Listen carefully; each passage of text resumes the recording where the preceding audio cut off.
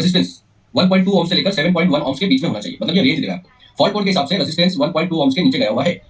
अब ये क्या बोल रहा है, high side of driver airbag short to low side and defect in clock spring, defect in आपका ड्राइवर एयरबैग।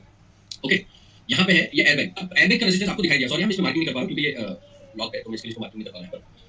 यहाँ पे क्या दिया 1.2 ओम्स से लेकर 7.1 ओम्स। ये देखिए, अब ये इसमें लो साइड और हाई साइड रेजिस्टेंस है। ओके, तो लो साइड हाई साइड जो है, पहला उसने क्या बोला कि ये दोनों आपस में शॉर्ट है, राइट। देखिए पहला सिस्टम क्या है, ये high side of DAB short to low side, इसलिए आपको रेजिस्टेंस 2 लो दिखा रहा है, कम दिखा रहा है 1.2 से। Check on the relevant pins connector C1414 bank में oxidation disconnect the DAB.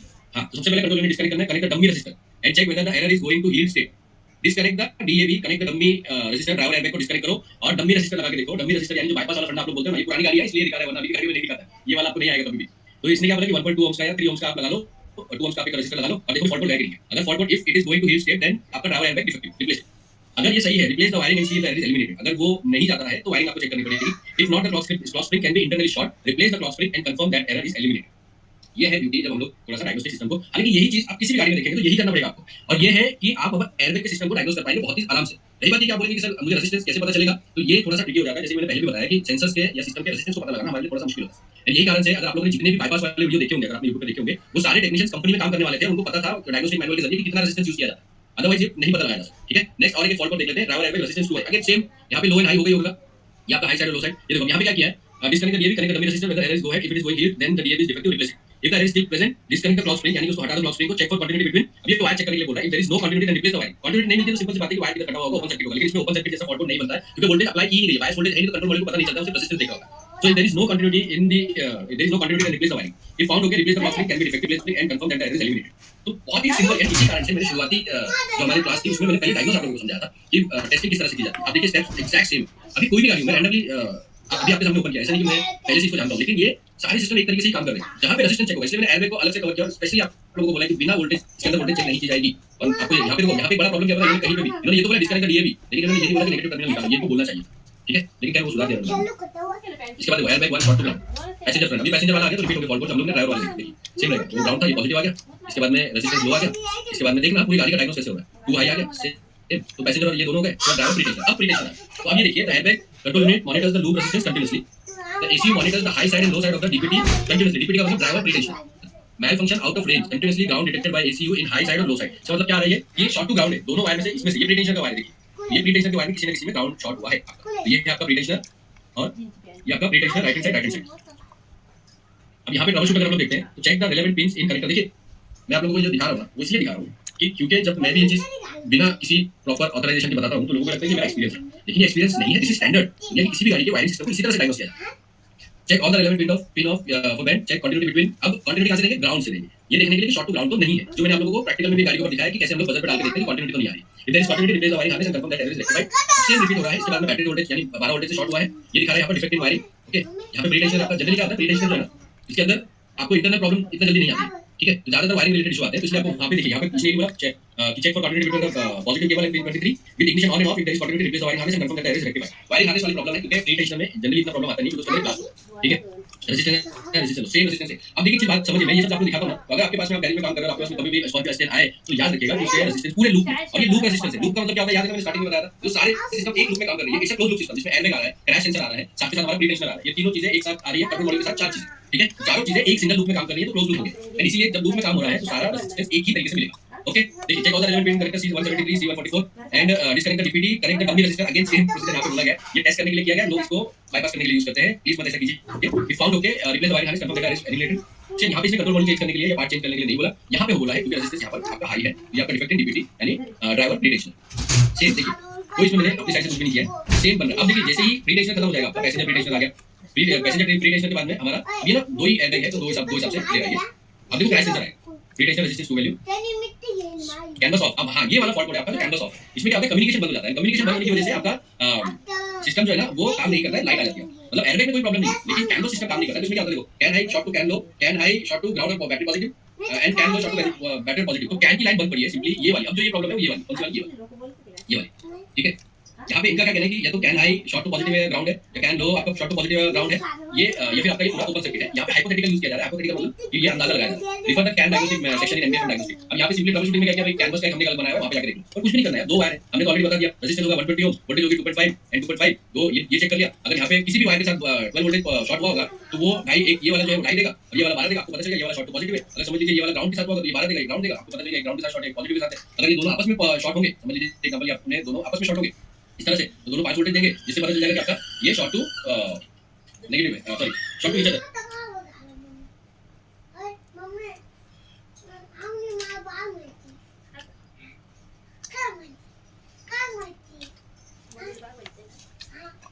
Okay, तो ये वाला कैन का जो डायग्नोस है वो तो मैंने पहली क्लास कवर किया हुआ है, इसकी 2 क्लास है, आप लोगों ने नहीं देखा तो वो लेगा। बाकी फ्राइडे को मैं इसका रिवीजन वापस से करूंगा, ठीक है। हम लोग क्या करेंगे, 2 दिन हमारा जो फ्रेश टॉपिक रहेगा उसको कवर करेंगे और एक दिन हम लोग रिवीजन करेंगे, है ना। इस तरह से आप लोगों का भी ये कंटिन्यू चलता रहेगा। उसके साथ साथ स्कैनर के मैंने 2 वीडियो डाले हुए हैं आज, जिसमें एक Hyundai की गाड़ी के ऊपर सेंसर टेस्टिंग है, दूसरा VW की गाड़ी के ऊपर सेंसर टेस्टिंग है। वो दोनों ही प्रैक्टिकल वीडियो है, गाड़ी को टेस्ट करते हुए स्कैनर से कैसे किया जाता है सेंसर, वो मैंने डाला, वापस देख लें, ठीक है। तो ये वाली जो हमारी प्रॉब्लम यहाँ पे आ रही थी, जो हम लोगों ने फॉल्ट देखा, वो मैं इजीली डायग्नोस कर सकता हूँ। क्या यहाँ पर सिस्टम में बता दिया मैंने आपको, positive short to positive, short to negative, CAN में short to positive, short to negative, short to each other, resistance high या रेजिस्टेंस लो, बस इतना फॉल्ट, इतना प्रॉब्लम आता है आपकी कैन के लिए, ठीक है। अब देखेंगे तो यहाँ पे देखो कैन इंस्ट्रूमेंट क्लस्टर नोड, हाँ ये कौन बताएगा मेरे को, ये मैंने कैन में कवर किया। अब ये वाला बताइए, ये आप लोगों को किसी को तो बताना पड़ेगा, ये वाली क्या प्रॉब्लम है बताइए।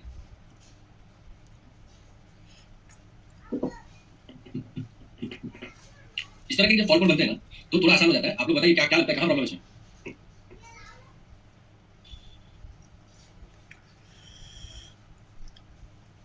आवाज आ रही है मेरी, कोई नहीं बता रहे। अरे अर्षद भाई ने हैंड रेस किया था, उन्होंने बंद कर दिया। कैनवस की क्लास आपने अगर ली है तो आपको ये पता होना चाहिए प्रॉब्लम कहाँ है, अगर आप लोग ध्यान दे रहे हो तो। एकदम सही बोला आपने मुजफ्फर भाई। और बताइए, सामने आपके लिखा हुआ है कि the can node is present and the airbag control module receive odometer reading through canvas. यानी क्या बोल रहे हैं वो कि ओडोमीटर की रीडिंग ली जाती है।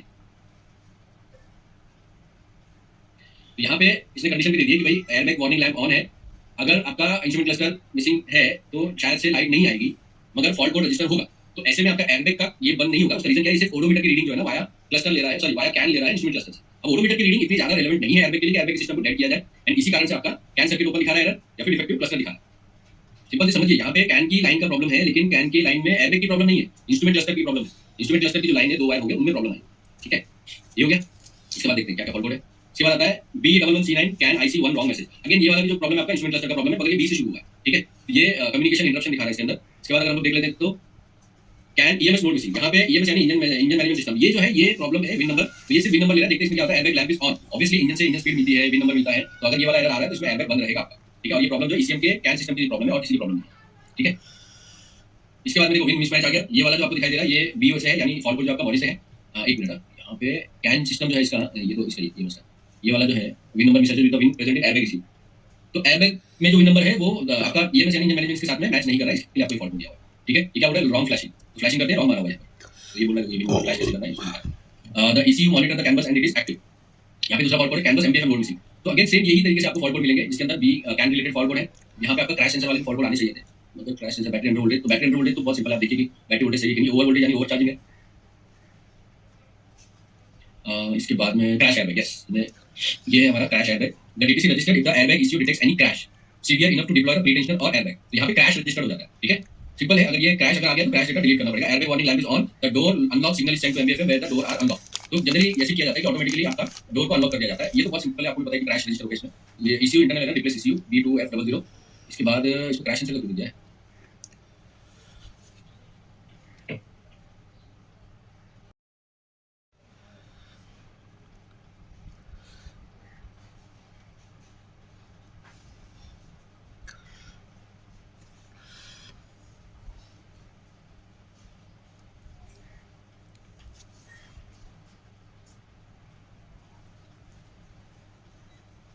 अगेन आपका ये क्लॉक स्प्रिंग टेक्निकल मॉडल इन है। यहाँ पे क्रैश सेंसर के लिए ना एरर दिया नहीं है, ठीक है। क्रैश सेंसर का एरर आया था ना, नहीं आया था, एक मिनट में देख लो से। एयरबैग क्रैश सेंसर का नहीं दिया, देखिए यहाँ पे क्रैश सेंसर का एयरबैग क्रैश सेंसर का एरर दिया नहीं है। अभी जो एरर है ये शायद से ड्राइवर एयरबैग का आएगा, जो क्रैश सेंसर के लिए बनाएगा लूप में। वो लूप वाला प्रॉब्लम अपने को दोनों साइड देखना पड़ेगा। ठीक है ना, किसी एक लूप में भी प्रॉब्लम आएगी तो ये सब जगह आएगा। तो इस तरह से भी क्रैश सेंसर का फॉल्ट कोड नहीं बन रहा है इसके अंदर। ठीक हो गया। इसके बाद हम लोग देखते हैं अभी तो दूसरा है हमारा, ये जो गाड़ी है ये है XUV 700 BS6 का। तो इसका आप लोगों ने नोटिस भी किया होगा कि मैं बहुत ज़्यादा दिखाता हूँ। उसका रीजन क्या है, ये गाड़ी बहुत कॉम्प्लिकेटेड इन लोगों ने किया हुआ है। XUV 700 BS6 टॉप मॉडल, मतलब कि इसके अंदर सारे के सारे फंक्शंस हैं जो किसी भी एक प्रीमियम गाड़ी के अंदर होते हैं। ठीक है, और ये डायग्नोस्टिक मैनुअल है वायरिंग डायग्राम का। ये आपका एयरबैग वायरिंग डायग्राम सबसे पहले, सॉरी डायग्नोस्टिक मैनुअल है SRS का। तो एयरबैग वायरिंग डायग्राम देख लेते हैं एक बार। यहाँ पे अगर आप देखोगे तो ये मेरा वायरिंग डायग्राम लेआउट है। ये देखिए, अब अगर मैं देखूँ, देखिए कितना बड़ा वायरिंग डायग्राम है, तो आप देख सकते हो कितने कंपोनेंट है यहाँ पर। ठीक है ना, और ये पीकेई व्हीकल के लिए यानी पैसिव गियर्स के लिए, और ये है नॉन पीकेई के लिए। तो दोनों सर्किट समझेंगे आराम से, एंड उसके बाद में हम लोग इसका डायग्नोस देखेंगे, देखते हैं कितना होता है, उसके बाद आगे का कंटिन्यू करते हैं। तो जैसे कि आप लोगों ने एक रूल बनाया हुआ है, हाँ ब्रेक लेकर आते हैं, कोई जाएगा नहीं, सब लोग चालू रखेंगे, कनेक्ट डिस्कनेक्ट करेंगे नहीं। ठीक है, और 5 मिनट का यानी 8-12 पे सब लोग रिटर्न आएंगे। ठीक है, गया तो नहीं भाई? नहीं, गुड गुड। चलिए अब इसको थोड़ा सा एनालिसिस कर लेते हैं, जो है हमारा पीके वेरिएंट का। यहाँ पे हम लोग देखेंगे of LED central first switch. I hope मेरी आवाज़ आ रही सबको, सब लोग आ गए हैं। ठीक है, सबसे पहले कंट्रोल मॉड्यूल में आ जाता है हमको ग्राउंड। इसके बाद में हमको एक जो है MIL जा रही है, और ये सेंट्रल पासिया स्विच, यानी कि ये एयरबैग के लिए एक एरर आएगा, MIL जाएगी जब ये ऑन काम नहीं करेगा। ये पावर ट्रेन कैन है, तो क्योंकि आप लोगों को मैंने पहले दिखाया था कि इसमें मल्टीपल कैन आते हैं, तो इसलिए यहाँ पे पावर ट्रेन कैन है, सेम कोई प्रॉब्लम वाली बात नहीं। 2.5 वोल्टेज और 120 ओम्स का रेजिस्टेंस। ठीक है, इसके बाद में आता है पैसेंजर ऑक्यूपाइड डिटेक्शन सेंसर। तो ये जो सीट सेंसर होता है हम लोग वो देख रहे हैं। अब सीट सेंसर में यहाँ पे अगर आप देखो तो ये क्या दिखा रहा है, रिटर्न सिग्नल है, राइट। तो ये रिटर्न सिग्नल का मतलब क्या हुआ कि इसके बाद में आपका बकल सेंसर है, यहाँ पर पैसेंजर बकल सेंसर, जो आपका सीट बेल्ट पर बकल होता है उसके अंदर एक सेंसर होता है। यहाँ से इसकी फीड दी जा रही है डायरेक्टली, ये फीड जो जा रही है आपके कंट्रोल मॉड्यूल से, ये आपका SRS कंट्रोल मॉड्यूल है, यहाँ से फीड जा रही है यानी सप्लाई जा रही है, और यही सेम यहाँ पे शेयर की जा रही है बकल से। तो आपका ये जो है ये आपको सेंसर का सिग्नल है। ओके, अब इसके बाद में हमारा आ जाता है यहाँ पे, अगर हम लोग आए तो ये है मेरा सीट बेल्ट ड्राइवर प्रीटेंशनर। अभी ड्राइवर प्रीटेंशनर के लिए सबसे पहले तो ये ट्विस्टेड वायर है, तो ये आपको याद रखना है। ओके, इसके बाद में यहाँ पे अगर मैं देखूँ तो फीड एंड रिटर्न, इसका मतलब क्या हुआ, यहाँ पर प्रीटेंशनर है, यहाँ पे फीड यानी पॉजिटिव, और ये है मेरा सिग्नल। अब ये फीड एक्जैक्टली किस चीज़ को बोल रहे हैं ना, वो आगे देखना पड़ेगा अपने को, लेकिन यहाँ पे नहीं, ये तो प्रीटेंशनर है ना, पॉजिटिव नेगेटिव बस, और कुछ भी नहीं आपका। ठीक है, सॉरी ये आपका पॉजिटिव नेगेटिव है, प्रीटेंशनर है तो पॉजिटिव नेगेटिव रहेगा। यहाँ पे आपका बकल सेंसर आ जाता है, बकल सेंसर में आपका रिटर्न आएगा, क्योंकि वो जब आप बकल करते हो तो वो टाइम पे इसी को पता चलता है। अगेन यहाँ पर आप जाएंगे तो सीट बेल्ट पैसेंजर प्रीटेंशनर, यहाँ पे भी दो ही फीड एंड रिटर्न, और फीड एंड रिटर्न मतलब पॉजिटिव नेगेटिव की बात चल रही है, यहाँ पे और कुछ भी नहीं है। ये ही थोड़ा सा सिस्टम है ना कॉम्प्लिकेटेड हो जाता है जब कंपनीज थोड़ा हाई लेवल पे सिस्टम को बनाना शुरू करती है, तो वो उसी तरीके की लैंग्वेज भी यूज करना शुरू कर देती है। रिटर्न मतलब ग्राउंड हो गया आपका, फीड मतलब पॉजिटिव हो गया। देखो मुझे 5 मिनट लगे इसको समझने के लिए, इसके क्योंकि बाकी के कंट्रोल मॉड्यूल में हम लोगों ने ये देखा नहीं, रिटर्न और फीड हम लोगों ने देखा नहीं, इस कारण से इतना टाइम लग गया। अब यहाँ पे देखिए, यहाँ पे ना थोड़ा सा हमको क्या देखने मिल रहा है कि आपका एक फीड है, यानी कि ये आपका पॉजिटिव है, ओके, और ये रिटर्न है। अब रिटर्न यहाँ से डायरेक्ट गया हुआ 1 नंबर 2 ड्राइवर एयरबैग, ये जो आप देख रहे हो this is airbag, driver airbag. यहाँ पे आ जाता है आपका ड्राइवर नी एयरबैग, तो नी एयरबैग में return in feed positive and negative, और यहाँ पर आ जाता है मेरा पैसेंजर साइड एयरबैग, तो ये पैसेंजर के लिए भी रिटर्न इन फीड। अब देखो पूरे सिस्टम के अंदर आपको क्या मिल रहा है देखने के लिए, positive negative positive negative, this is your positive and this is negative positive negative positive negative, ये क्रॉस स्प्रिंग हो गया आपका ड्राइवर एयरबैग। तो ये देखो, ये अब यहाँ पे वायरिंग डायग्राम आप सोचोगे तो क्या होगा कि थोड़ा सा कंफ्यूजन क्रिएट होता है ना, तो कंफ्यूजन करने की कंफ्यूज होने की जरूरत नहीं है आपको। यहाँ पे हमारा कौन सा ड्राइवर एयरबैग कहाँ गया, हाँ ये देखो, तो ये जो हमारा है ये ड्राइवर साइड एयरबैग है, ये ड्राइवर एयरबैग है। तो यहाँ पे ड्राइवर एयरबैग में हमेशा जो है क्लॉक स्प्रिंग होती है, तो बीच में क्लॉक स्प्रिंग, और उसके बाद में ड्राइवर एयरबैग, ये ड्राइवर का साइड एयरबैग है। ओके, ये passenger side airbag, passenger curtain airbag, driver curtain airbag, curtain यानी आपका पिलर के पास का। ओके, कितने एयरबैग हो गए देखो, 1 2 3 4, यहाँ पे 5 नी एयरबैग हो गया आपका, driver side 6, passenger airbag 7, driver anchor lap pretension. अब यहाँ तक हो गए आपके एयरबैग, तो 7 एयरबैग है टोटल में। और इसके बाद आता है आपका एक मिनट, मैंने क्रैश देखा था तो मैं क्रैश देख लेता हूँ। हाँ, अब ये जो आपको दिखाई दे रहा है ना, दिस इज ये क्रैश एक वायर गया हुआ है आपके MIL के लिए, ताकि MBFM के अंदर और आपका इंजन के अंदर EMS के अंदर क्रैश डेटा रजिस्टर हो सके। क्योंकि EMS क्या करेगा, EMS आपका फ्यूल कट कर देगा। ठीक है, क्रैश जैसे इसको मिलेगा, ये देखिए। और ऑनेस्टली बता रहा हूं मैं आपको, ये वायरिंग डायग्राम पहली बार देख रहा हूं, फिर भी मैं समझ पा रहा हूं क्योंकि हम उसी तरह से काम करते हैं आज तक। MBFM क्या करेगा, MBFM आपका सेंट्रल लॉक को ओपन कर देगा, तो ये आपका डोर ओपन करेगा, इसीलिए क्रैश दोनों के पास जाना जरूरी है। और किसी के पास फ्यूल कट करने का रीजन क्या, मैंने एयरबैग वाला सिस्टम बताया था, ताकि गलती से आग ना पकड़ने गाड़ी, तो अगर पैसेंजर के अंदर है तो वो बहुत डेंजर हो जाता है। और दरवाजा अगर सेंट्रल लॉक पहले से ही अगर वो खुलेगा तो होगा क्या, यहाँ पे आपका जो पर्सन बाहर निकल पाएगा क्रैश होने के बाद में, जिससे उसको प्रॉब्लम होती है। इसलिए बॉडी कंट्रोल मॉड्यूल में क्रैश जैसे रजिस्टर मिला, दरवाजा ओपन हो जाएगा, सेंट्रल लॉक ओपन हो जाएगा, और EMS को जैसे मिला वो फ्यूल कट ऑफ कर देगा। इसलिए यहाँ पे दोनों लिखा हुआ है, पिन नंबर वायरिंग डायग्राम में आप देखिए दोनों अलग अलग, इसलिए क्योंकि पिन नंबर अलग, इसका 88 नंबर है, उसका 42 नंबर। ठीक है, यहाँ पे समझ में आ गया। देखो क्या मिला हमको, जब सिस्टम बढ़ जाते हैं तो मैं आगे बताता हूँ। इसके बाद देखिए, तो यहाँ पे हमने देखा पैसेंजर एयरबैग, ये हो गया। एक और नई चीज, इग्निशन। अगेन किसी भी कंट्रोल मॉड्यूल के लिए हमको इग्निशन तो चाहिए। अब यहाँ पे देख लेते हैं हम लोग कि क्रैश सेंसर को 2 क्रैश सेंसर दिया है, ये प्रीटेंशनर है आपका, और कौन है प्रीटेंशनर, तो ये रहा आपका पैसेंजर ऑक्यूपेंसी डिटेक्शन सेंसर। अच्छा, ये तो वो है, हाँ ये प्री टेंशनर, तो this is your pre tensioner, this is your pre tensioner. 1 2 PT PT लिख देता हूँ यहाँ पर, 2 पीटी हो गया आपका, और एक 3 पीटी हो गया, तो 3 पीटी है यहाँ पे। और एयरबैग कितना है अपने पास में? 3 पीटी है। सीट बेल्ट पैसेंजर तो 2, ड्राइवर पैसेंजर के लिए 2 हो गए। और ये कौन सा है? Anchor lap pre tensioner driver anchor lap. ये एंकर लैप कौन सा है एक बार मुझे देखना पड़ेगा, ठीक है। एंकर लैप, ओके, लैप मतलब पैर के पास। यहाँ पे क्रैश सेंसर देख लेते हैं, फ्रंट राइट क्रैश सेंसर, आगे का left hand side and right hand side. तो this is RH and this is LH. अब इसके बाद में देखिए इग्निशन पीके में जा रहा है, क्योंकि ये पीके वाला मॉडल है, अदरवाइज आपका इग्निशन स्विच में गया होता, ठीक है। ये भी क्लियर हो गया। यहाँ पे आपको 5 एम्पीयर का फ्यूज मिल गया जो आपको जा रहा है इसके लिए, और एक हमको चाहिए ग्राउंड, तो ग्राउंड कहाँ है? ग्राउंड पहले मिल गया था। तो अब अगर मैं बोलूँ कि इसके अंदर आपको क्या चेक करना होगा, अगर वोल्टेज की बात करें तो वोल्टेज क्या क्या चेक होगी वो लिख के बता देता हूँ मैं यहाँ पर साइड में। सबसे पहले हमको देखना होगा पॉजिटिव या इग्निशन, जो हमारी 12 वोल्टेज आएगी, ये वोल्टेज पे चेक हो रहा है, वोल्टेज, अगर वोल्टेज वाली प्रॉब्लम है तो। उसके बाद हमको चेक करना पड़ेगा ग्राउंड, ओके। इसके बाद हमको तीसरा चेक करना पड़ेगा कैन लाइन, कैन सिस्टम में कैन है कैन लो दोनों चेक करने पड़ेंगे। चौथा यहाँ पे मुझे क्या मिल रहा है? एक एमआईएल वाली लाइट है, तो ये एमआईएल जाएगा, ठीक है। इसके अंदर पैसेंजर एयरबैग ऑफ एलईडी, तो एलईडी के लिए 12 वोल्टेज के आसपास जाता है, ठीक है, वो एक बार देख सकते हैं आप। इसके बाद में आपको एक और चीज यहाँ पे जो मिलेगा वो बकल सेंसर मिलेगा। बकल सेंसर में आपको वोल्टेज मिल सकती है, क्योंकि जब आप उसको बकल करोगे तो वो टाइम पे उसका रेजिस्टेंस चेंज होता है। तो यहाँ पे फीड मिलेगी आपको, देखो ये जो फीड है, again this is 12 voltage, correct है ना, और ये बॉडी से ग्राउंड लेगा। तो यहाँ पे और मैं देख लेता हूँ कि वोल्टेज मुझे और क्या चाहिए। एक चीज जो मुझे मिली थी वो थी क्रैश वाला, यस। तो दिस इज क्रैश। तो क्रैश जो है वो यहाँ पे हमको जनरली कुछ मिलेगा नहीं, क्योंकि क्रैश में भी तभी आएगा, तो क्रैश में नहीं मिल रहा है, क्रैश को छोड़ देते हैं, क्रैश में रेजिस्टेंस से आएगा। और मुझे यहाँ पे वोल्टेज में क्या मिल रहा है? इसके अलावा वोल्टेज में यहाँ पर कुछ भी नहीं है। ये एक एमआईएल है जो आपका इसके लिए जाएगा, तो एक अपना एमआईएल हो गया। एमआईएल तो मैंने लिखा पहले, हाँ बकल सेंसर भी लिखा एमआईएल, हाँ तो ये पहले लिख दिया। तो 5 मुझे वोल्टेज पे चेक करने हैं। अगर आपके कंट्रोल मॉड्यूल में 5 रिलेटेड प्रॉब्लम आएगी वोल्टेज की, वो इसके अलावा सारा सब कुछ सिस्टम जो है वो किस पे चेक होगा? मेरा रेजिस्टेंस के ऊपर, ओके। बाकी सारा सिस्टम चेक हो रहा है रेजिस्टेंस के ऊपर। सेम आप देखोगे यहाँ पर भी, तो एक छोटा सा फर्क जो आपको देखने के लिए मिलेगा, बोलोगे विदाउट पीके, यहाँ पे इग्निशन स्विच आ गया यहाँ पे, और वहाँ पे जो हमको मिला था वो था पीके, ये वाला।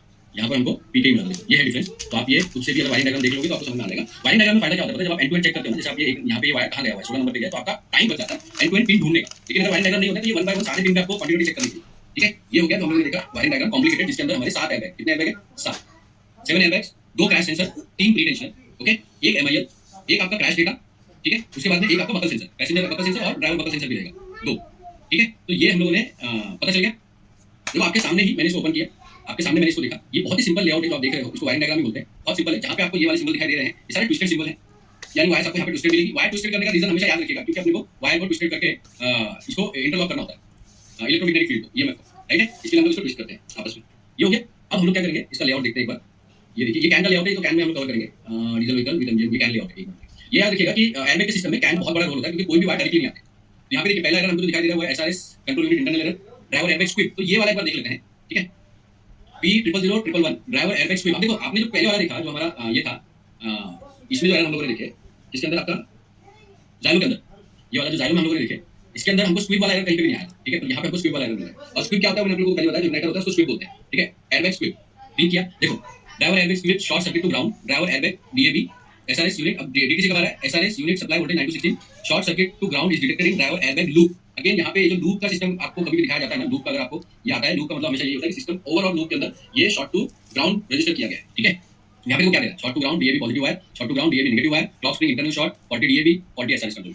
पहले हमको ये देखना है कि ये कैसे दे रहा है। तो ये है एडवांटेज जब आप वायरिंग डायग्राम या ट्रबल शूट, तो ये ना डीटीसी ट्रबल शूट है, तो ये डीटीसी हेल्प मिल जाएगा आप लोगों को, या आपको वायरिंग डायग्राम में नहीं मिलेगा। इसके पहले जो मैंने बताया वो वायरिंग डायग्राम में है, ठीक है। देखो अब इसके बाद में आपका ये रहा जो आपको बताया एयरबैग कंट्रोल यूनिट ECUA, ठीक है। इसके बाद में आता है जो आपका driver airbag. So this is your driver airbag का लोकेशन। ये है आपका DAB squib. So this is DAB squib का वायर से है, ओके। और ये है आपका उसका एयरबैग का। यहाँ पे क्लॉक स्प्रिंग के पास में लगा होता है। ये देखो आपका ये है आपका स्क्विप, और ये आपका एयरबैग, और ये है आपका ये सॉरी क्लॉक स्प्रिंग का है, नहीं ये क्लॉक स्प्रिंग का नहीं है, ये वो C195 है, C195, हाँ ये एयरबैग का, ठीक है। तो ये अपना जो है वो एसआरएस कंट्रोल यूनिट है। यहाँ पे देखो supply ground ground supply ground supply, 1 2 3 1 2 3 3 ground 3 supply. इसमें भी आप देखो तो स्क्रिप्ट के अंदर ग्राउंड एंड सप्लाई आ रही है। Turn the ignition on, scanner लगाओ। मैं भी ये वाली डीटेल्स ले रहा हूं, उसके बाद क्वेश्चन आंसर दूंगा। आई होप ये वाली क्लास के बाद आप लोग एयरबैग के सिस्टम को बहुत ही आसानी से डायग्नोस भी कर पाओगे, रिपेयर भी कर पाओगे। बस 2 चीजों का ध्यान रखना है कि जब भी वायरिंग चेक कर रहे हो नेगेटिव टर्मिनल निकालो, क्योंकि सिर्फ टेस्टिंग होगी 2 चीजों पे, रेजिस्टेंस पे और एक आपका continuity, that's it. Turn the ignition on, initialize turn the ignition off and then okay. Fault code देखो, पुअर मीटिंग ऑफ, यहाँ पे क्या बोल रहा है, पुअर मीटिंग ऑफ कनेक्टर। देखो ये क्या है, लूज कॉन्टैक्ट वाली प्रॉब्लम दिखा रहा है। Terminator not fully seated in the connector, again loose contact, damage of harness and terminal, connector pin separate from wire, corrosion and pin contact. यहाँ पे देखते हैं कि इन्होंने रेजिस्टेंस का हिसाब दिया है, कुछ नहीं, देखो बैटरी नेगेटिव टर्मिनल डिस्कनेक्ट करो, ये देखिए बैटरी यहाँ पे अब ये जैसे जैसे मॉडर्न होते जाते हैं कंपनी तो ये सब मेंशन करना शुरू करती है कि बैटरी नेगेटिव टर्मिनल निकालिए, बैटरी नेगेटिव टर्मिनल निकालिए, वेट फॉर 1 मिनट। हाँ, क्योंकि इसमें पैसिव वोल्टेज होती है तो आपको वो डिस्चार्ज होने देना पड़ेगा। SRS ECU wiring harness connector disconnect, यानी कि आपको ये इसको डिस्कनेक्ट करना है, इसको एसआरएस के कंट्रोल यूनिट को और डीएबी हार्नेस को भी डिस्कनेक्ट करना है। दोनों को डिस्कनेक्ट करके अब दोनों में हम रेजिस्टेंस चेक करेंगे और sorry measure the resistance between pin number 1 and pin 30 and battery ground, मतलब कि आपको बैटरी ग्राउंड और दोनों वायर में चेक करना है कि आपको रेजिस्टेंस मिल रहा है कि नहीं मिल रहा है। रेजिस्टेंस वहां पे क्या बोल रहा है, एक्सेप्टेंस इंफिनिटी और लेस देन 1 ओम्स। 1 ओम्स में 0 ओम्स होना चाहिए, रेजिस्टेंस नहीं मिलना चाहिए, ठीक है, कंटिन्यूटी नहीं मिलनी चाहिए, कंटिन्यूटी नहीं मिलनी चाहिए, ठीक है। अब इसके बाद देखो, go to step, examine the short circuit to ground, ये भी रिप्लेस द वायरिंग। मेरे पास सेंसर वाला देखता हूं, ये शॉर्ट टू ग्राउंड वाला है, जिसमें कंटिन्यूटी चेक होगी, रेजिस्टेंस क्राइटेरिया यहां पे लेस देन इंफिनिटी है तो नो ओम्स दिखाएगा। Passenger airbag switch short to, तो जो हमको वहां पे एयरबैग का दिखा रहा था ना, वो यहाँ पे स्क्विप के नाम से आ रहा है। तो ये याद रखिएगा, जब भी स्क्विप की बात हो रही है वो बेसिकली एयरबैग की बात हो रही है और वो हमेशा ये वाला होता है। मैं एक बार है ना इसमें जो सेंसर है या तो प्री टेंशन उसको देख लेते हैं एक बार, प्री टेंशन एक बार देख लेते हैं जिससे कि अंदाजा आ जाएगा आपको। प्री टेंशन कहीं पे रेजिस्टेंस दिया है कि नहीं दिया है वो देख लेते हैं। ये आपको प्री टेंशन इस तरीके से आपको प्री टेंशन दिखा रहा है, यहाँ पे ये सिंपल सा वायर लगा हुआ है, ठीक है, ये wire, this is your pre tension, ठीक है। और हमको देखना है कि इसमें रेजिस्टेंस दिखाता है कि नहीं दिखाता है, नहीं। अगेन यहाँ पे इन्होंने सिस्टम फंडा ही बदल दिया, यही कारण होता है कि मैं बोलता हूँ कि किसी भी सेंसर का सिस्टम का रेजिस्टेंस के इसमें मत जाओ अनटिल अनलेस। अब ये क्यों बंद किया होगा इन्होंने, उसका रीजन भी यही है कि क्योंकि वो इसलिए दिया गया था ताकि आप लोग एटलीस्ट सिस्टम को आसानी से लोग जो है आइडेंटिफाई कर जाए, लेकिन लोगों ने उसका फायदा उठाया कि उसको बाईपास करने लगे और इसी कारण से उन्होंने उसको बंद कर दिया, ठीक है। तो ये वाला जो है वो किसका है हमारा short circuit ground, right side airbag, right side airbag, driver side airbag, right side. तो ये यहाँ पर दिया हुआ है। क्या अगर आप देखो पूरे सिस्टम में ओवरऑल अगर मैं सारी डीटीसी आपको दिखाऊं तो जो कैन की डीटीसी से पहले आप ये देखोगे short to battery, short to battery, short to battery, short to battery देखो, उसके बाद में पैसेंजर एयरबैग, लो रेजिस्टेंस। हाँ, ये रेजिस्टेंस वाला एरर देखते हो, देखते इसमें कितना रेजिस्टेंस दिखा रहा है, ठीक है ना। ये देखो 1.7 ohms for 2 second, PAB low resistance is less than 1.7 ohms। तो यहाँ पे मिनिमम वैल्यू दिया है लेकिन मैक्सिमम वैल्यू दिया नहीं है। Airbag warning lamp on, PAB will not be available for deployment, 1.7 ohms से कम है। मैंने बताया एक अंदाजा पकड़ के चलिए 3 ohms के आसपास में रेजिस्टेंस होता है अगर हम लोग लूप की बात करेंगे। अब यहाँ पे अगर लूप आ गया ना, ये देखिए, ये अगर लूप आ गया ना लिखकर, तो अगर मैं किसी भी सिस्टम में जाऊंगा तो मुझे यही दिखाएगा एग्जैक्ट। दूसरा फॉल्ट कोड अगर मैं लेता हूँ तो मुझे ये दिखाएगा कि 1 पॉइंट इससे कम आ रहा है, ठीक है। यहाँ पे अब यहाँ पे क्या किया है कि if the ignition negative battery cable terminal disconnected, battery negative disconnected, wait for 1 minute, SRS wiring harness disconnected, PAB wiring harness disconnected, using airbag simulator set the dummy resistance. अभी ये स्कैनर के अंदर सिमुलेटर आने लगा है और ये 2 ohms के लिए डालने के लिए बोल रहा है। लास्ट में भी हमने वही देखा था 2 ohms। अब measure the resistance between 21 and 200, the resistance acceptance criteria is 2 resistance plus और माइनस 0.3। इस तरह से हमारा यानी टॉलरेंस बनता है 0.3 ohms का, ओके। अब ये अगर मिलता है तो ठीक है, अगर ये ओके है तो replace ECU, examine the short between positive and negative wires of PAB. Generally आप किसी भी गाड़ी में देख लीजिएगा, हमेशा आपको जो है ना 3 ohms के आसपास का जो है रेजिस्टेंस मिलता है। यहाँ पे जो आपने देखा ये है आपका 2 ohms। अगर इनका ऐसा कहना है कि अगर ये एक्सेप्टेंस क्राइटेरिया अगर 2 ohms से ज्यादा मिल रहा है तो ये रेजिस्टेंस हाई है और सिर्फ रेजिस्टेंस लो है। मैं एक बार इसमें देख लेता हूँ कि क्रैश सेंसर रिलेटेड फॉल्ट को दिखाया कि नहीं दिखाया है। अगर क्रैश सेंसर रिलेटेड फॉल्ट को दिखाया होगा तो वो एक बार देख लेंगे, क्योंकि सेंसर रिलेटेड फॉल्ट को जो है ना crash sensor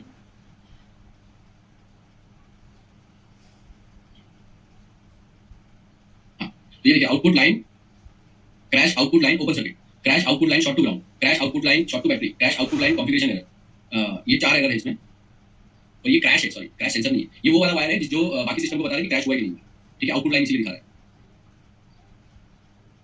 crash crash crash crash crash, crash sensor related बस इतना ही है और ये सेंसर रिलेटेड भी नहीं है।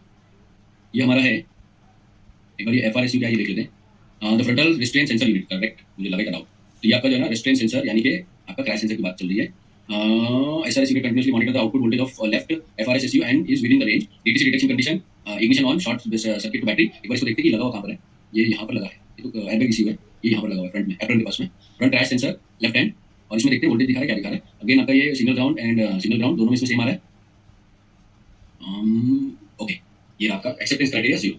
Battery negative cable disconnected, wait for 1 minute, left hand wiring harness connector disconnected, ये भी डिस्कनेक्ट किया, बैटरी नेगेटिव केबल कनेक्टेड। अच्छा, ये दोनों हार्नेस को डिस्कनेक्ट कर रहा है यहाँ पर, दिस इज इंपॉर्टेंट। तो ये भी आइडिया अच्छा है, मैं तो जनरली ऐसे करता नहीं हूँ, मैं तो इसको वोल्टेज पे चेक नहीं करता हूँ। और इन्होंने क्या किया कि आपका जो कनेक्टर है उसको डिस्कनेक्ट कर दिया हुआ है। दिस इज द आइडिया कि भाई अगर हम लोग ये समझो एसआरएस का यूनिट है और ये मेरा क्रैश सेंसर है, तो इन दोनों के बीच में जो वायर है इसको चेक करने के लिए मैं क्या करता हूँ, ये दोनों को डिस्कनेक्ट कर देता हूँ यहाँ से एंड तक। अगर सपोज ये बैटरी के पॉजिटिव के साथ में है, अगर ये शॉर्ट होंगे, मतलब कि ये यहाँ पे शॉर्ट हो गए होंगे, तो मुझे यहाँ से इस पे से जब मैं यहाँ अपना वोल्टेज चेक करूंगा तो मुझे बजर दे देगा, कंटिन्यूटी पर मुझे पता चल जाएगा, ये वोल्टेज मुझे बाहर मिल जाएगी क्योंकि मैंने दोनों एंड पे डिस्कनेक्ट किया हुआ है, ठीक है। बट ये ना रिस्की हो जाता है, मैं तो जनरली इसमें ऐसा नहीं करता हूँ, मैं तो सिर्फ कंटिन्यूटी चेक कर लेता हूँ। कंटिन्यूटी अगर मिल जाए पॉजिटिव से तो भी पता चल जाता है क्योंकि हमने नेगेटिव डिस्कनेक्ट किया हुआ है, पॉजिटिव कनेक्टेड होता है। लेकिन ग्राउंड के मामले में यहाँ पे ये चेक करना पड़ जाता है, ओके।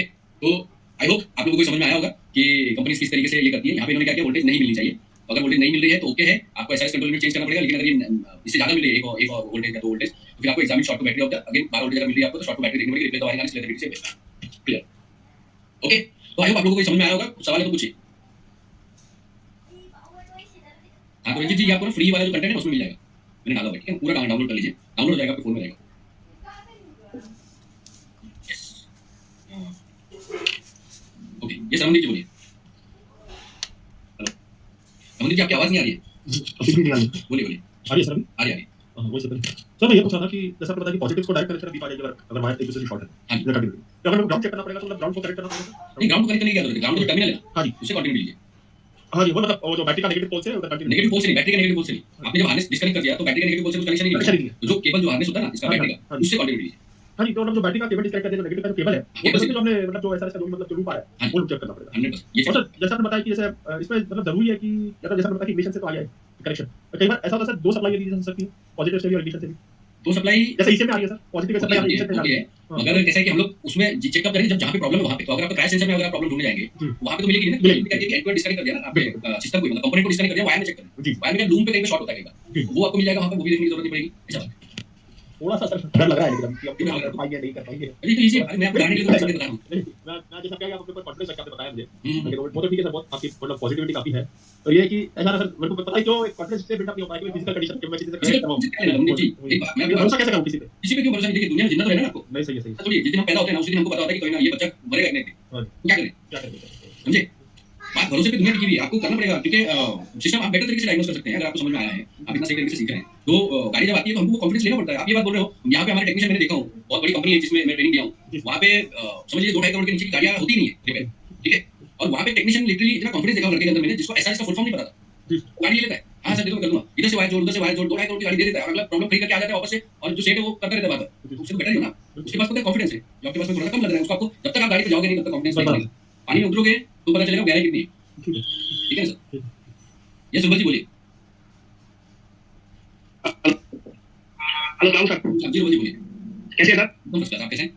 जी अल्हम्दुलिल्लाह मैं ठीक हूँ सर। वो क्या ना वो टर्मिनेटिंग रेजिस्टेंस के बारे में थोड़ा पता करना जो कैमरा यूज होती है। टर्मिनेटिंग रेजिस्टेंस बेसिकली आपका एंड टू एंड डिस्कनेक्ट करता है, जब भी मैसेज हमारा कंप्लीट हो जाता है ना तो उसको टर्मिनेट करने का काम करता है, एंड इसीलिए वो हमेशा मास्टर्स के बीच में या तो मास्टर से निकलेगा वहां पे लगा होगा या फिर एक अलग से लगा होगा, ठीक है, तो टर्मिनेटिंग रेजिस्टर का पैरेलल में लगे होने की वजह से ना, क्योंकि वो पैरेलल में लगा होता है तो उसका रेजिस्टेंस डिवाइड होता है, तो 120 ओम्स को मल्टीप्लाई बाय दो रेजिस्टेंस लगे तो डिवाइड किया तो वो आधा हो जाता है 60 ओम, जब हम लोग चेक करते हैं। बेसिकली टर्मिनेटिंग रेजिस्टर का कुछ भी काम नहीं है, टर्मिनेटिंग रेजिस्टर का काम ये है हमारे लिए, मतलब उसमें आपको फिजिकली चेंजेस नहीं दिखाई देता, काम उसमें ये होता है कि आप एक्चुअली उसके ऊपर काम कर पा रहे हो, क्योंकि वो एंड टू एंड सिस्टम ये कर देता है, डिस्कनेक्ट डिस्कनेक्ट टर्मिनेट कर देता है, सॉरी टर्मिनेट का मतलब सर फुल हेलो आ रही आवाज आ रही है? आ रही है सर। हाँ मैं बोल रहा हूँ कि टर्मिनेट कर देता है, टर्मिनेट करने का रीजन ऐसा है कि हर एक मैसेजेस कंटिन्यूअसली पुट नहीं करना चाहिए, एक मैसेज का काम हो गया उसको वहीं पे कट कर देना चाहिए, तो कई बार फिजिकल टर्मिनेटिंग रेजिस्टर लगा होता है, कई बार नहीं लगा होता। यार ये फ्राइडे को मैं वापस इसको कवर करूंगा, इसका दूसरा पार्ट जो डायग्नोसिस वाला उसके अंदर ये भी कवर हो जाएगा। सर मैंने कल एक प्राडू में आया ऑफिस में, ये फिलहाल गेम पे के लिए आया तो कार पे वहां पे बीएसएम पूरा लाइट लगा हुआ, ये लाइट आ रहा पंपर टॉप मॉनिटरिंग बीएसएम क्या फुल फॉर्म? पंपर तो पता नहीं है यार, डीएसएम क्या है? डीएसएम बीएसएम वो क्या ना पीछे तो गाड़ी आएगा तो मिरर में एक सिग्नल दिखा देगा। हां ऑरिजिनल अलाइनमेंट इस एक मिनट ये टोयोटा लेक्सस में आता है, प्राडो है ना? हां ये प्राडू 2000 है। हां blind spot monitoring system DSM, अपन पार्किंग करते हैं तो ब्लाइंड स्पॉट होता है ना अपना, जो दिखाई देता है मिरर्स में, उसके लिए वो सेंसर कैमरा भी होगा, उन्होंने बफर निकाला होगा ना डेंटिंग पेंटिंग के लिए, उसका डिस्कनेक्ट कर दिया ऑब्वियसली आ रहा है। नहीं, वो तो देखा उसको नहीं अलग कैलिब्रेशन होती है। वो जो कैलिब्रेशन है ना आपकी उसके लिए एक मशीन अलग आती है। हां वो अभी नहीं, लेकिन मेरे वर्कशॉप में एडस कैलिब्रेशन का पूरा किट है। अरे वाह क्या बात है यार, आपको मतलब जाके हैरानी होगी, इंडिया में अभी तक बहुत कम, मतलब 1% वर्कशॉप भी नहीं जिसमें एडास कैलिब्रेशन की आई है। देखिए मैं महिंद्रा की आपको वाइन डायग्राम दिखा 700, उसमें एडास मतलब कैलिब्रेशन का एक भी वर्कशॉप में मैंने कैलिब्रेशन का मशीन नहीं देखा एडास का। ये बहुत महंगा है, बहुत एक्सपेंसिव, 35 लाख से ऊपर जाती है। मैं जिस कंपनी में काम करता हूं कंपनी बनाती थी तो मेरी पूरी ट्रेनिंग हुई उसको। हां वहां पे हमको 11 लाख तो इससे ज्यादा लिया। 11 लाख इंडिया से ज्यादा बड़ा पैसा है आपका। हां ये मलेशिया से देगा कंपनी। अगर वो हम लोग वीडियो में बनाया कंपनी अगर बांग्ला समझ में तो आपको पता चलता है, वो हमारे ग्रुप पे दी जाती है कंपनी का जो ऑफिशियल पेज है तो है ये उसका तो क्या हम लोग खुद भी बनाएंगे, थोड़ी पॉपुलराइज हो जाएगी ना ब्रांड तो। और ये है ना आपको ये एमबीपी एक होते हैं जो camera light hand black. Correct तो बोलिए आपका आवाज क्या हो गया? ये बीएसएम जो है ना आपका ब्लाइंड स्पॉट मॉनिटरिंग। हेलो बोलिए हेलो बोलिए आ रही आवाज? ओके अरे मुजफ्फर जी आपका माइक ऑन कीजिए ना, मैं गलती से बंद कर दिया। किसने ये ऑन किया था अभी? आपका माइक ऑन कीजिए एक बार, मैंने गलती से बंद कर दिया यहाँ पर। यस मुजफ्फर जी बोलिए। जी सर बोलिए।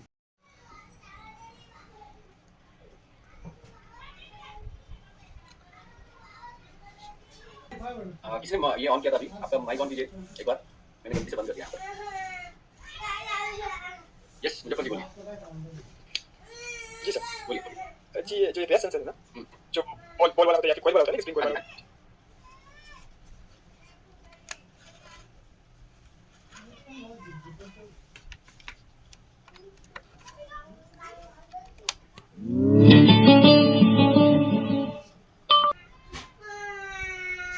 हाँ तो वो जो इफेक्ट से एक ओपन सर्किट को क्लोज सर्किट में वो कन्वर्ट करता है ना जी, तो वो ओपन सर्किट होता है, रेजिस्टेंस अप्लाई होता है। रेजिस्टेंस अप्लाई होता है। अच्छा तो कोई वोल्टेज अप्लाई नहीं होता, मतलब नहीं, वोल्टेज। वोल्टेज मतलब पॉजिटिव नेगेटिव जा रही है, मगर दोनों ऐसे गएगी, अच्छा अच्छा उसकी कनेक्शन नहीं है। कनेक्ट कब होगा, जब वो बॉल आके चिपकेगी ठीक है और वो जी। शॉर्ट सर्किट होगा। पॉजिटिव नेगेटिव मतलब क्या होता है, शॉर्ट सर्किट होता है ना। लेकिन कहीं पे भी अगर आप सेंसर में देखेंगे तो पॉजिटिव नेगेटिव अगर है तो आगे कंज्यूमर भी है, एक सेंसिंग एलिमेंट होता है जी। जो उस वोल्टेज को पॉजिटिव नेगेटिव को सर्किट कंप्लीट करके कन्वर्ट करता है सिग्नल के अंदर, राइट।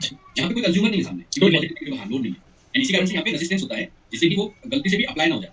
जी अच्छा, तो ये जो सेंसर में जो शॉर्ट सर्किट होने वाला है, वही अगर ये मॉड्यूल है, सारे मॉड्यूल और सेंसर के बीच में जो वायरिंग है, तो उस वायरिंग के बीच में भी अगर ऐसा शॉर्ट होता है तो एल्ड्रिक को तो जनरली होता है कि दोनों वायर एक साथ शॉर्ट नहीं होते जनरली, बहुत ही कम ऐसा होता है। तो अगर दोनों वायर शॉर्ट होंगे भी तो पॉजिटिव नेगेटिव से तो नहीं होंगे ना।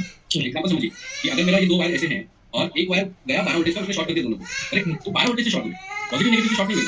अच्छा हाँ, जब दोनों पॉजिटिव नेगेटिव से शॉर्ट होंगे ना तब जाके एयरबैग खुलेगा। अच्छा दोनों का शॉर्ट होना मतलब एक ही टाइम पे। अच्छा उनमें भी ठीक है, तो आपने देखा शॉर्ट टू पॉजिटिव में क्या बोला मैंने, कि डायग्नोस्टिक में हमने देखा शॉर्ट टू पॉजिटिव में हमने ये देखा कि दोनों वायर शॉर्ट टू पॉजिटिव हो सकते हैं, दोनों में से एक हो सकता है, ठीक है, या फिर दोनों शॉर्ट टू पॉजिटिव हो सकता है। लेकिन एयरबैग एक्टिव कब हो रहा है, जब ये पॉजिटिव और ये नेगेटिव जब आपस में शॉर्ट होते हैं। इंटरनल शॉर्ट होना जरूरी है। अच्छा तो चांसेस है कभी मतलब फायर एक्सीडेंट के टाइम पे मतलब पॉसिबल है। हाँ, एक्चुअली दूसरा जो पॉसिबिलिटी होती है वो ये कि टेक्नीशियन की गलती है। हाँ आप थैंक उसको यू। इसको किसी वजह से चेक कर रहे हो, सेंसर लगा हुआ है, लूप कनेक्टेड है, देखा आपने जो देखा मैंने बार-बार पहले ट्रेनिंग में भी ये कवर किया था, अपने एयरबैग का जो कंपोनेंट था ये पूरा लूप में काम कर रहा है। यहाँ पे कैनवस का बहुत बड़ा रोल है, बाकी जो रेजिस्टेंस सिस्टम है पूरा लूप में काम कर रहा है। जब ये लूप में काम कर रहा है आपका, तो इसमें एक चीज़ और समझना जरूरी है कि एक भी लूप अगर आप डैमेज करोगे तो आपको उसके बदले में सब सिस्टम में एरर आने के चांसेस बढ़ जाते हैं। तो पुराना वाला सिस्टम होता था वो ज़्यादा ये होता था, डेलिकेट होता था, अभी थोड़ा सा ना रोबस्ट हो गया, मतलब अभी क्योंकि कम्युनिकेशन हेवी लेवल पे होने लगा ना, ये रोबस्ट हो गया, मतलब उनको पता है कि गाड़ी खड़ी है, करेक्ट, और गाड़ी खड़ी है तो गाड़ी चल नहीं रही है और सीट पे कोई बैठा नहीं है, सीट बेल्ट नहीं लगी हुई है, आप समझ रहे हो, और सारी इन्फॉर्मेशन मिल रही है, तो उस कारण से फिर अभी के जो गाड़ियां हैं उनमें ये फटने के चांसेस कम हो जाते हैं, लेकिन खत्म नहीं। जब तक सारे पैरामीटर मिल नहीं जाते हैं मॉड्यूल को, तब तक ये बात नहीं करेगा। अब देखिए क्या होता है ना, बहुत टाइम पहले के एक पर्सन मुझे बोला कि सर मैंने गाड़ी का क्लेम करना चाहता था, क्या करते हैं ना एक्सीडेंट क्लेम करते हैं, टोटल लॉस डालने की गाड़ी को उसको बेसिकली, तो उन्होंने लिटरली गाड़ी को स्पीड से जाके दीवार पे ठोका पर एयरबैग ओपन नहीं हुआ। तो उसका मुझसे सवाल था कि सर एयरबैग ओपन हुआ क्यों नहीं? मैंने बोला यार डिपेंड करता है आपकी गाड़ी का सिस्टम बनाया कैसे गया, कितने सेंसर से और कितने सिस्टम से वो इनपुट ले रहा है वाया कम्युनिकेशन, मतलब कैनवस के जरिए, तो वो सारा देखना पड़ेगा। मतलब ऐसा नहीं है कि अंधे नकली चौपट डाल के भाई आप सिंपल सा कुछ भी कीजिए और चालू हो जाएगा, ऐसा नहीं है। मल्टीपल कैन का क्या काम है, कैनवस का काम ये है कि हम लोग यहाँ से मल्टीपल इनपुट्स ले सकते हैं, आउटपुट्स भी दे सकते हैं। तो क्रैश का जो लाइन देखो नए वाले सिस्टम में, पुराने वाले सिस्टम में क्रैश की लाइन ही नहीं थी, होता क्या था एयरबैग भले खुल जाता था लेकिन आपका जो क्या कहते हैं फ्यूल है वो कट ऑफ नहीं होता था, फ्यूल कट ऑफ नहीं होने के कारण किसी वजह से चिंगारी पकड़ के आगे हो सकती थी। तो ये सिस्टम और ज्यादा इसलिए कैनवस के मैंने इसमें बताया आपको कितना इंपॉर्टेंट हो जाता है कैनवस जब हम बात करते हैं मॉडर्न व्हीकल डायग्नोसिस या मॉडर्न व्हीकल कम्युनिकेशन। जी ठीक है थैंक यू सर। ये श्रवणदीप जी बोलिए। ये श्रवणदीप जी आ रही आवाज मेरी आपको? आपको मेरी आ रही है सर? आ रही बोलिए। सर आपको शायद याद होगा 2 दिन पहले मैंने एक एक्सीडेंट हमारे एमएलए के एक्सीडेंट का भेजा था आपको। जी जी जी हमारे घर के पीछे रहती है वो यार, इसकी एमएलए की 31 इयर्स ऑफ एज। तो जब हमारे यहाँ से 50-60 किलोमीटर में हाईवे पे उसका एक्सीडेंट हुआ था, तो जब मैंने उसकी गाड़ी वाला डेड बॉडी को डिक्लेयर डेड हो गई थी, ड्राइवर भी मर गया उसका, उसके पास मतलब एप्टिका थी सर, था तो मेरे को दिखी है गाड़ी, उसका एयरबैग खुला नहीं सर, 100 किलोमीटर स्पीड से मारा उसने, 100 किलोमीटर स्पीड से, और वो सारा जगह ओपन कर चला गया। बहुत सारे फैक्टर्स काम करते हैं। जी सर, और ये मेरे ख्याल से या तो मेंटेन नहीं कर रहे हैं या तो नहीं गाड़ी सेकंड हैंड हो सकती है, हो सकता है। हो सकता है उसमें एमआईएल पहले से हो, ड्राइवर ने इग्नोर किया हो एयरबैग का, हो सकता है कि अपना क्या कहते हैं कि उसमें सिस्टम ऐसा हो कि प्रीटेंशन कंपलसरी है एयरबैग एक्टिवेट होने के लिए, हाँ सर, ठीक है, एयरबैग नहीं करना क्या बोलते हैं सीट बेल्ट नहीं पहनी हो, वो हो सकता है उनका सीट सेंसर के ऊपर अगर वो सेंसिंग कर रहा हो तो जो सीट सेंसर है वो काम नहीं कर रहा हो, ऐसे बहुत सारे फैक्टर्स हो सकते हैं, इन्वेस्टिगेशन होनी चाहिए, ठीक है। लेकिन जो यहाँ पे मैंने बताया था ना मिस्त्री का डेथ हुआ था उसमें तो यार मोस्टली उसमें तो ये सारे सिस्टम की जरूरत नहीं कि भाई प्रीटेंशन लगाए कपल लगा नहीं लगा, फिर भी हुआ बिकॉज एक्सीडेंट एक ऐसा मोमेंट होता है कि उसको टाइम में नाप पाना इम्पॉसिबल, दैट इज व्हाई इसमें शॉर्ट सर्किट होता है, बिकॉज दुनिया की सबसे ज्यादा स्पीड है वो लाइट की होती है। देयर इज आई थिंक मेरे हिसाब से बहुत सारे फैक्टर्स यहाँ पे मैटर करते हैं। मुझे अगर इन्वेस्टिगेशन के लिए देंगे तो मैं शायद ढूंढ लूंगा क्या प्रॉब्लम थी, लेकिन इसमें ब्रांड को ब्लेम करना ये भी सही नहीं है। फिलहाल के लिए ब्लेम किसके ऊपर जाए कि भैया सर और एक चीज सर ऐसा पता है एयरबैग के सारे सिस्टम होते हैं, अब मान लीजिए कि फ्रंट एयरबैग खुला है और मतलब जरूरत नहीं कि पीछे के खुलने की, मतलब उसको लगा कि भाई सेंसिंग क्या पीछे का एयरबैग जरूरत नहीं है, तो इसका मतलब जरूरी है कि पीछे के एयरबैग के भी मतलब आईपीएस कंपोनेंट्स नहीं नॉट रिक्वायर्ड। जो खुला है बस वही। जी तो एक बार चीज समझिए कि जब भी आपके एयरबैग्स बढ़ते हैं ना तो वो भले ही लूप में काम कर रहे हैं लेकिन उनमें बहुत सारे फैक्टर्स काम करते हैं। जैसे पीछे अगर आप देखोगे तो पीछे कोई बैठा कि नहीं बैठा वो भी मैटर करेगा ना। सीट बेल्ट लगाने के बाद सीट के जो ऑक्यूपेंसी सेंसर्स हैं जो आपके वेट बताते हैं वो है, सारी चीजों को कंसीडर बहुत ही हाई लेवल ऑफ कम्युनिकेशन हो रहा होता है यहाँ पर। जरा से भी हर मॉडल में मिलेगा अपने को सब चीजें, मॉडल टू मॉडल डिपेंड करता है, 8 लाख की गाड़ी है 20 लाख की गाड़ी है। नहीं सिंपल आप गाड़ी में बैठे देखिए कितने एयरबैग, जितने एयरबैग आपको पता है एक क्रैश दो क्रैश सेंसर कंपलसरी हो जाते हैं, रेडिएशन कंपलसरी हो जाएगा आपका, ठीक है। अगर ड्राइवर एयरबैग है तो क्रॉस स्प्रिंग रहेगा, स्वीप रहेगा, यानी नेटर होगा, एयरबैग होगा। अगर पैसेंजर है तो वहां पे सिर्फ एयरबैग होगा, कर्टन है तो सिर्फ एयरबैग होगा। ये तो मैंने समझा। सर कैमरा का भी इसे मॉडल हो सकता है, क्या बोले कैमरा कैमरा का डिपेंड करता है। मेरे को लग रहा है तो वो तो नहीं कैमरा नहीं होता है, कैमरा जो है ना वो सिर्फ इसके लिए होता है आपका लेन सिस्टम के लिए होता है, या फिर आपका रिवर्स के लिए कैमरा यूज किया जाता है। तो कैमरा का यहाँ बहुत ज्यादा रूल नहीं है, Rule actually। नहीं ज्यादा रूल नहीं, रोल सर। ठीक है, चरणजीत जी का क्वेश्चन ले लेता हूँ मैं। यस चरणजीत जी बोलिए। यस सर, मैं एक्चुएटर से वर्ड में पूछना चाह रहा था हाँ पूछिए। सर। जी सर, मैं आपकी वीडियोस देख रहा था एक्चुएटर से वर्ड में, तो उसमें मुझे थोड़ा सा कंफ्यूज लगा कि आप किसी में बता रहे थे कि मान लीजिए 2 वायर का सर्किट है, दोनों में ग्राउंड आ रहे हैं, तो सर वो कैसे ऑपरेट होगा सर? हाँ, तो दोनों में अगर ग्राउंड आता है, बेसिकली बहुत रेयर होगा by the way, लेकिन अगर दोनों में ग्राउंड आता है तो जो कंट्रोल होगा ना, जो भी कंट्रोल मॉड्यूल के पास हो, वो ऑन करने के बाद 12 वोल्टेज सप्लाई देगा, इसीलिए उसको हम लोग बोलते हैं पॉजिटिव कंट्रोल एक्चुएटर। ये सर कंट्रोल ओनली इसी से होगा सर? नहीं, आप कौन से कंट्रोल मॉड्यूल का एक्चुएटर देख रहे हैं उसके ऊपर डिपेंड करता है। जैसे अगर आप एसी का देखोगे तो एसी का जो प्रेशर स्विच होता है वो एसी के नॉब ओपन होने के बाद में वहां पे सप्लाई आएगी। तो जो कंट्रोल है ना, कंट्रोल किस पे हो रहा है वो देखना पड़ेगा। दूसरा जो है वो आपकी सप्लाई होती है, तो ग्राउंड सप्लाइड है और दूसरी साइड में सिस्टम को बंद रखने के लिए, मतलब गलती से चालू नहीं होना चाहिए ना, तो इसलिए ग्राउंड दिया हुआ है। जैसे ही आप बोलोगे चालू करना है तो फिर कंट्रोल यूनिट यानी चाहे वो एबीएस हो एयरबैग जो भी सिस्टम आपका काम कर रहा है वो वहां से कंट्रोल एक आपका भेजेगा जिससे कि वो एक्टिवेट हो सके। और वो पीडब्ल्यू में होगा, जैसे इंजेक्टर है तो नेक्स्ट टाइम इंजेक्टर का वायर खोलते हैं आपको दोनों ग्राउंड मिल रहा है, तो आप सोचेंगे कि ये ग्राउंड ही, हालांकि इंजेक्टर में ऐसा होता नहीं है। मैंने वो बहुत रेयर केसेस में बनाया हुआ है, पेट्रोल इंजेक्टर में देखा होगा कि नेगेटिव नेगेटिव दिखा था। दोनों साइड में नेगेटिव नेगेटिव का मतलब क्या है, सर्किट को बंद किया गया है। एक जो वायर है डायरेक्टली बैटरी से आएगा, यानी बैटरी नेगेटिव से आएगा वो। दूसरा जो वायर है ग्राउंड का, उसमें एक पॉजिटिव आएगा जब आप करंट आएगा, और वो उतनी फ्रीक्वेंसी पे आएगा जितनी फ्रीक्वेंसी पे आपके मैं एक छोटा सा सर्किट बना के आपको समझा देता हूँ। देखिए अब समझ लीजिए एग्जांपल यहाँ पे मेरा, अच्छा ये याद रखिएगा मैंने जो ग्राउंड ग्राउंड बोला है ना वो मैंने हर एक पॉसिबिलिटी बता दी है, ऐसा नहीं कि आप ग्राउंड ही मिलेगा, ठीक है। जैसे ये ग्राउंड है मेरा, ओके, और यहाँ पे भी ग्राउंड दिखा है, तो ये जो ग्राउंड है ना ये मेरा कंपलसरी बैटरी ग्राउंड से ही आएगा, ओके। यहाँ पे क्या है, किसी भी सर्किट को ये क्या है समझ रहे हैं, डीआरबी, ओके है ना। तो ये है कंज्यूमर लोड, ये इसको चलाने के लिए किसी भी सर्किट को या कंज्यूमर को लोड को चलाने के लिए हमको क्या चाहिए, हमको नेगेटिव पॉजिटिव चाहिए, लेकिन ये तो नेगेटिव नेगेटिव है, तो नेगेटिव नेगेटिव इसलिए है कि गलती से ऑन ना हो जाए, जब जरूरत है इसकी तभी ऑन होना चाहिए, ठीक है। तो इसके लिए जो कंट्रोलर है, जैसे ये मेरा ईसीएम है, ईसीएम क्या करेगा, यहाँ पर ये कंट्रोल हो गया, तो देखो 2 वायर डिस्ट्रीब्यूट कैसे हो गया समझ में आ गया आपको, है ना। तो कंट्रोल हो रहा है, वो कैसे हो रहा है कंट्रोल कि एसीएम यहाँ पे ग्राउंड है ऑलरेडी, करेक्ट, तो ये यहाँ पे 12 वोल्टेज से इसको सप्लाई करेगा, तो यहाँ पे मेरा ग्राउंड है यानी 0 वोल्टेज, और फिर आएगी 12, तो 12 पे ऑन हो गया, ठीक है, फिर इस पे ऑफ हुआ, फिर ऑन हुआ, ओके। तो इस तरह से ये ऑन ऑफ करता रहेगा डीआरबी को, और ये बहुत ही हाई फ्रीक्वेंसी में होता है, इस कारण से हमको दिखाई नहीं देता, मतलब बहुत तेज होता है ये, ठीक है, ऑन ऑफ बहुत तेज होता है पीडब्ल्यूएम पे, पल्स विद मॉड्यूलेशन पे, ठीक है। अब सेम टाइम पे अगर आप 12 देखो ना, यहाँ पे समझ लो ये पॉजिटिव पॉजिटिव देखो, लेट्स से 3.5 वोल्टेज है, 3.5 वोल्टेज है, इसमें क्या होगा बताइए मुझे। ये आई थिंक सर ये दोनों सर इसी से आएंगे। नहीं, एक्चुएटर में ये याद रखना है आपको, इसमें से एक जो है ना आपका बैटरी से आएगा, ठीक है। ये जो 3.5 वोल्टेज दिखाई दे रही है ना आपको, ये बैटरी पॉजिटिव हो जाएगी जैसे क्रैंकिंग होगा, यानी 12 वोल्टेज आ जाएगी यहाँ पर, ठीक है। सर ये कैसे होगी? हाँ ये डिस्ट्रीब्यूट हो जाती है ना, ओके अब उसके बाद दूसरा वाला ये जो है ना, यहाँ पे अब अपने को क्या चाहिए मालूम है, यहाँ पे आपको क्या क्या चाहिए होगा बोलो, नेगेटिव पॉजिटिव है, तो अगर ये पॉजिटिव है तो इसको चलाने के लिए हमको चाहिए होगा नेगेटिव। अब ये आपको पता है कि नेगेटिव कैसे आएगा, तो नेगेटिव बहुत ही हाई फ्रीक्वेंसी पे आएगा, इस कारण से नेगेटिव आपको दिखाई नहीं देगा, जैसे यहाँ पे पॉजिटिव दिखाई नहीं देगा, लेकिन स्विचिंग हो रही है वहाँ पे, ऑन ऑफ बहुत तेज हो रहा है इस तरह से। तो इसी कारण से हम लोग को बस ये पता लगाना होता है कि ईसीएम का कंट्रोल कौन सा है, ठीक है। ये पता लगा ईसीएम से कंट्रोल आपका नेगेटिव है या पॉजिटिव है। अगर आपने एक्चुएटर में ये पता लगा लिया तो जो कंट्रोल है, चाहे वो ईसीएम हो बीसीएम हो, जैसे अगर बीसीएम है अपना, तो बीसीएम क्या करेगा, आपका डोर लॉक को कंट्रोल करेगा, राइट। तो यही सिस्टम होगा एग्जैक्ट, दोनों में से पता लगाइए पॉजिटिव कंट्रोल है, यानी बीसीएम क्या देगा, पॉजिटिव देगा कि नेगेटिव देगा, ये देखना। और पर कब देगा, कंट्रोलिंग के टाइम पे, मतलब जब आप सेंट्रल लॉक को लॉक करने जाओगे वो टाइम पे क्या देगा, ये देखना। ये तो मैंने बताया ना, ये दिस इज रेयर केस है, ये हर गाड़ी में मिलेगा नहीं आपको। जनरली क्या मिलता है मालूम है क्या, ये देखो, या तो आपको मिलेगा आपको 12 वोल्टेज इस तरह से दिखाई देता है, कई बार आपको यहाँ पर दिखाई देगा कि 12 वोल्टेज है और 3.5 वोल्टेज है, ठीक है। तो ये 3.5 वोल्टेज समझ जाने का भी कंट्रोल है, क्योंकि ये 12 वोल्टेज तो डायरेक्ट बैटरी से आ रहा है, ठीक है। तो ज्यादातर ये वाला दिखाई देता है आपको, कई केसेस में आपको ये जो पॉजिटिव और नेगेटिव भी दिखाई देता है, 12 वोल्टेज एंड ग्राउंड, ठीक है, लेकिन ओपन हार्नेस में दिखाई देगा। अब जैसे क्लोज कर देना, या तो ग्राउंड हो जाएगा, पॉजिटिव हो जाएगा, फिर कंट्रोलिंग के टाइम पे आपको चेक करना होगा। ज्यादातर इसे फाइंड आउट करने का ये क्या तरीका है सर, कि कैसे पता चले कंट्रोलिंग हो रही है, नेगेटिव में हो रही है, पॉजिटिव में हो रही है? हाँ, तो उसके लिए अपन क्या करेंगे, सबसे पहले पता लगाने का कि दोनों पॉजिटिव पॉजिटिव नेगेटिव नेगेटिव है, तो बैटरी से समझो अगर ये नेगेटिव है ना, तो यहाँ से क्वांटिटी देख देखो कि क्वांटिटी मिल रही है कि नहीं। ओके ओके यहाँ से क्वांटिटी मिल जाती है अपने को, तो इसका मतलब ये ग्राउंड है कंफर्म। उसके बाद ये जो दूसरा वाला है ना, इसको आप यहाँ पे ढूंढो ईसीएम के पिन पे, या फिर वायरिंग डायग्राम प्रेफर करो। मैंने इसमें वायरिंग डायग्राम दिखाया था एक्चुएटर का, तो वो ध्यान से देखना, समझ जाओगे। Most of the time ECM से या कंट्रोल यूनिट से ना एक ही वायर आता है कंट्रोल करने के लिए एक्चुएटर, जैसे आपने रिले में भी देखा होगा, रिले में भी एक ही आता है ईसीएम, ठीक है। जी sir, thank you sir. Okay, तो चलिए आज के लिए बस इतना ही, मिलते हैं हम लोग फिर से नेक्स्ट क्लास में, और ये हफ्ते में एक टेस्ट भी आने वाला है, तो सब लोग टेस्ट के लिए तैयार रहेंगे। Thank you so much, good night, take care.